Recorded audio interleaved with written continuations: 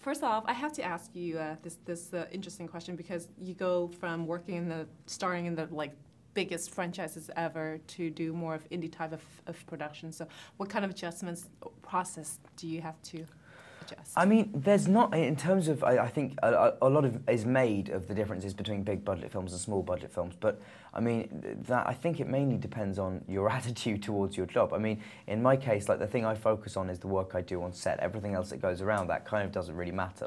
You could put me anywhere, and as long as I have a set to work on, I'm going to be okay. So I think, we didn't have trailers on this film, and that was actually something that I loved, because it meant that all the actors just sort of hung out, or we hung out in hair and makeup or something, but we were all together as a group, and it, we engaged and bonded in a way that doesn't always happen. So it's, yeah, it was great, and I'm very sort of the cast of this film was amazing. So it was sort of a pleasure to be able to, to get to know all of them, and I think it informed the film we made as well. You're right. The cast of this film were amazing. Ben Foster, Michael C. Hall, Dane, the plays Lucian Carr. You and Dane had really great chemistry. Did you both had a chance to spend some quality time rehearsing your lines before the production started? I mean, we did have actually some time to rehearse, which you don't often get on films like this. And we had sort of 4 days of rehearsal before we started, which was really useful.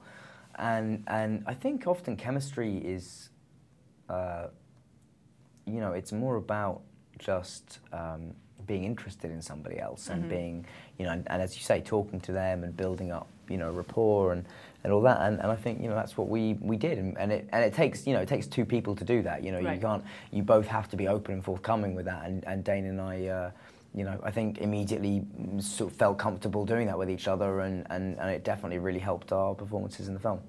And when you both spent 4 days rehearsing and whatnot, what sort of things did you and both Dane discover for the characters that you play in this film, Alan and Lucian? I mean, I think one of the things that we talked about and discussed was just how much fun these guys were having at that time, and the Beat Generation. Yeah, the Beat Generation. And this was that, and so we wanted to, we didn't just want this to be a movie that was, historical and dry, and we didn't want it to feel like a history lesson. We wanted to kind of capture some of that ebullience that the young Beat generation had, and I think hopefully we did, because they were having a lot of fun at this time, as well as obviously before it all went very dark.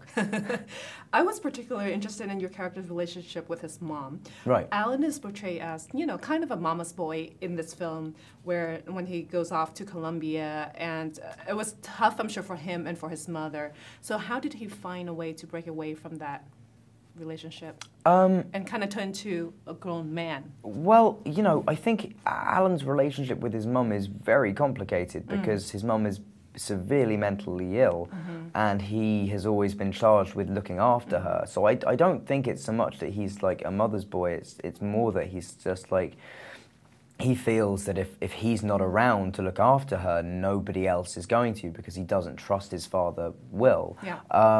So it's